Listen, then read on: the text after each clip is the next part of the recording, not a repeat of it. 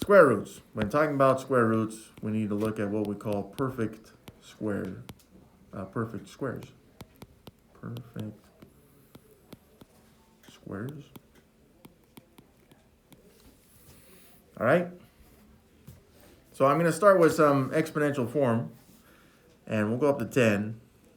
So I'm going to say 1, 2. These are all bases, by the way. 1, 2, 3, 4, 5, 6, 7, 8, 9, and 10.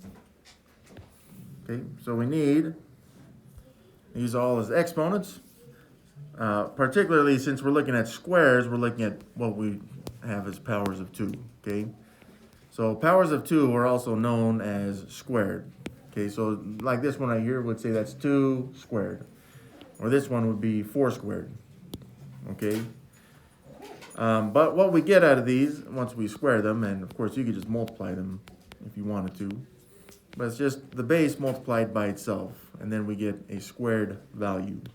So 1 times 1 is 1, 2 times 2 is 4, 3 times 3 is 9, 4 times 4 is 16, 5 times 5 is 25, 6 times 6 is 36, 7 times 7 is 49, 8 times 8 is 64, 9 times 9 is 81, and 10 times 10 is 100. Okay? So we said perfect squares. Perfect squares are these purple numbers right here. Okay? So that just means that what we've done is we've taken, and there's more, but all we've done is we've taken a whole value as a base and raised it to the power of 2. So you could say, well, 11 to the power of 2 is 121. 121 is also a perfect square.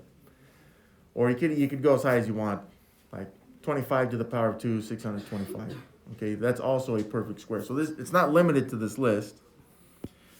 But what we then know is from these 10 values, just from the 10 that we have listed, is that if you take these perfect squares, 1, 4, 9, 16, 25, 36, 49, 64, 81, and 100, if you were to square root these, or take the square root of these, then you would end up with whole values.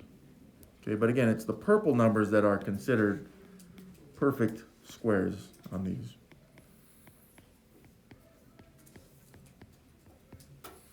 All right, so like this one, the square root of 1 would be 1, the square root of 4 is 2. See how we're just listing the bases from over here?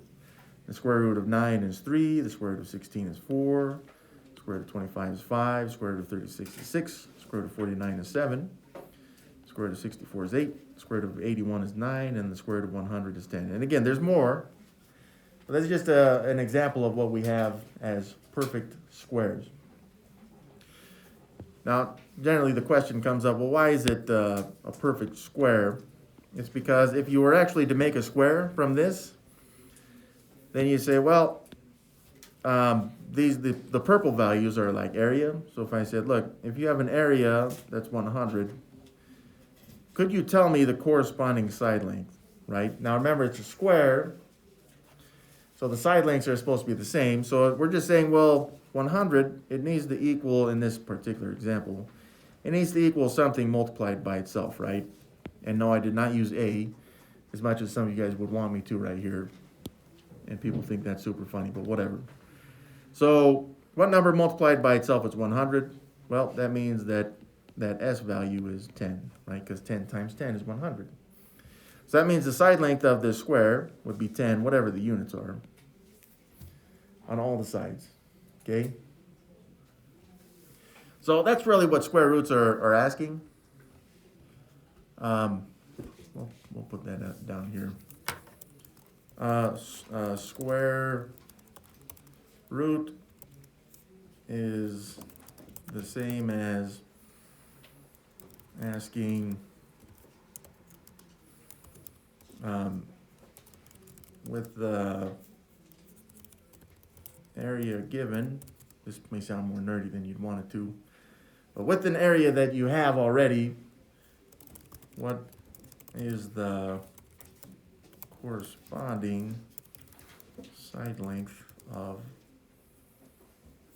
the square? So yeah, we're always going to be dealing with squares with square roots. And that's why we call these powers of 2 squares. we're talking about this column right here. So this is like saying, well, if the area of a square is 16, what's the side length? It's 4. Or if the area of a square is 49, what's its side length? 7. Thank you. Let's fix that. Boom. That should be a 10 right there. Thank you. Now, just real quick, on a side note, because we're out, not that these are perfect squares, these would be cubes. But when you look at a cube, it's like taking, that's a square. And let's see if we can do this decently. There we go. So I've kind of drawn a couple squares right there. Remember, to make it a cube is 3-dimensional. That's not my best word, but it's not my worst, actually. As surprising as that may seem.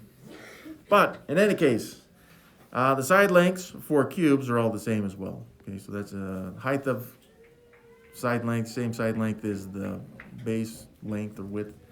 And the depth there is the same side length as well. Okay, so when we look at cube roots, remember it looks like this. We're looking at more like a volume. It's like saying, well, if you have a volume right here, so you take the cube root of the volume, and that would be the side length. Okay? So whatever the volume is, and of course it's just s times s times s, whatever the side length is. So again, if we use like 10 as an example, because that's an easy one to work with, 10 times 10 times 10 is 1,000. So it'd be like saying, well, if you have a volume of 1,000, what's its side length? It would be 10. Okay, but it's working backwards. It's not giving us the side length first, it's giving us the volume first. Write and solve an equation to find the side length of a square with an area of 25. So again, not that you'd have to draw a square, but sometimes the diagrams help. And we're saying that the area of this is 25 square centimeters.